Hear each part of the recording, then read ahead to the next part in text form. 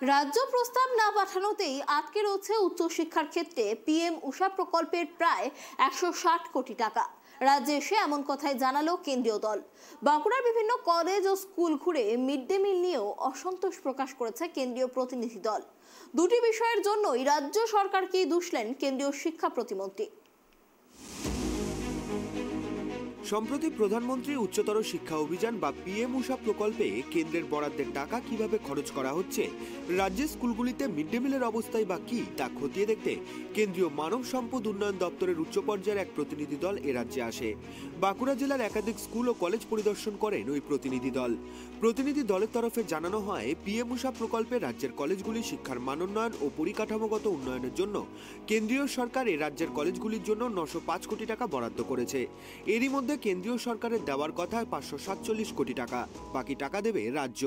কেন্দ্র এই বরাদ্দের মধ্যে ইতিমধ্যেই দু দফায় মোট 377 কোটি টাকা রাজ্য শিক্ষা দপ্তরকে দিয়েছে। বাকি রয়েছে তৃতীয় কিস্তির 160 কোটি টাকা।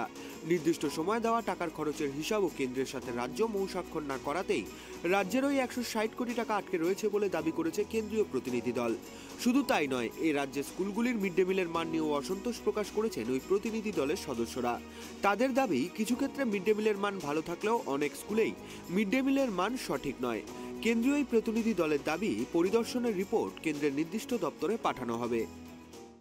जो भी सेंट्रल टीम ने इंस्पेक्शन किया है उसमें वैसे अच्छा भी है, लेकिन कई जगह जो कुछ कमियां हैं जो टाइम के हिसाब से हम ठीक कर देंगे। लेकिन जो हमारी टीम का मेन ऑब्जेक्टिव है, हम स्टेट में हैंड होल्डिंग करने के लिए आए हैं सेंट्रल गवर्नमेंट की तरफ से, और जो भी उसमें कमियां मिलेंगी हम उनको आगे ठीक करेंगे।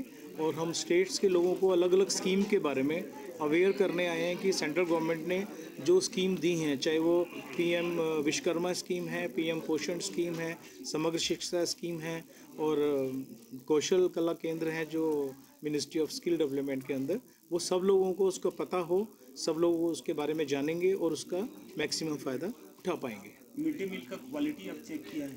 मिड डे मील का क्वालिटी कहीं कहीं थोड़ा सा जो अप टू मार्क नहीं है, उसके ऊपर हम जो एक्शन लेके उसको आने वाले टाइम में बिल्कुल ठीक हो जाएगा। क्या आप ये रिपोर्ट सेंट्रल गवर्नमेंट के रिपोर्ट इसका हम पेश करेंगे। जो हमारे माननीय मंत्री जी, राज्य सरकार मंत्री जी हैं, उनके निर्देशन में एक हमारी टीम है, इनके साथ मिलके एक हम रिपोर्ट इनको सौंपेंगे जो आगे ये सरकार से डिस्कस करेंगे।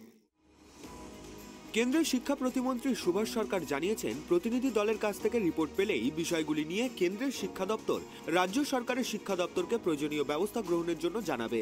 এর পাশাপাশি পিএম ঊষার টাকা আটকে থাকা নিয়ে রাজ্য সরকারকে দুষেছেন কেন্দ্রীয় শিক্ষা প্রতিমন্ত্রী।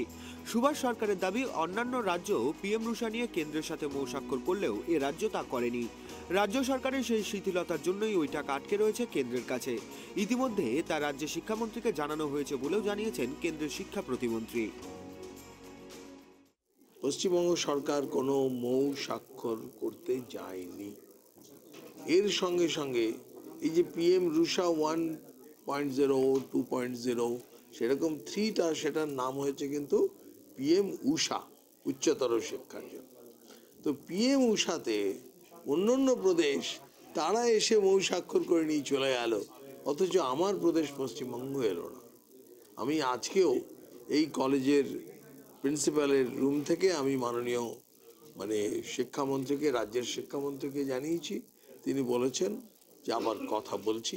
আমার চিঠির প্রাপ্তির স্বীকারও উনি করেছেন, যে চিঠি পৌঁছেছে, উনি যথারীতি ওটা প্রিন্সিপাল সেক্রেটারির কাছে পাঠিয়েছেন মতামত।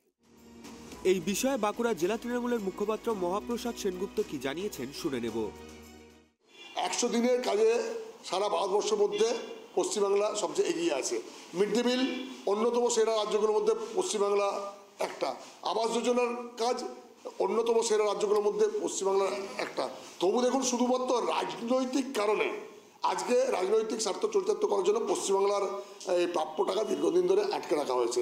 আপনারা যে পিএম ঊষা প্রকল্পের কথা বলছেন, এটাও আজ 2022 সালের পর থেকে সমস্ত, আমি যেটুকু জানি, আমাদের যে পরবর্তী কিস্তির টাকা সেটাকে আটকে রাখা হয়েছে।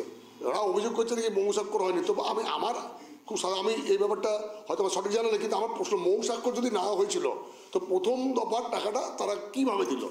এগুলো একটা ভোটের আগে একটা চমক। অ্যাকচুয়াল মূল উদ্দেশ্য হচ্ছে ওরা আপনার ওই প্রধান মানে কেন্দ্রীয় যে এডুকেশন পলিসিটা নিয়েছে, কেন্দ্রীয় সরকার যে এডুকেশন পলিসিটা নিয়েছে, এডুকেশন পলিসির মূল উদ্দেশ্য কি না গৈরীকরণ, সারা ভারতবর্ষের সমস্ত শিক্ষা প্রতিষ্ঠানগুলোকে গৈরীকরণ করা। সেই উদ্দেশ্য নিয়ে এরা বিভিন্ন কলেজে কলেজে পরিদর্শন করছিলাম। প্রসঙ্গত, কেন্দ্রের বিরুদ্ধে একাধিক প্রকল্পের টাকা আটকে রাখার অভিযোগ তুলে সরব হয়েছে তৃণমূল। তারই মাঝে কেন্দ্রীয় প্রতিনিধি দলের এই পরিদর্শন। এমন অবস্থায় কেন্দ্র ও রাজ্যের আবারও সংঘাতের পরিস্থিতি তৈরি হতে পারে বলে মনে করছে বিশেষজ্ঞ মহল। বাঁকুড়া থেকে সিধু মান্ডির রিপোর্ট, ট্রাইব টিভি।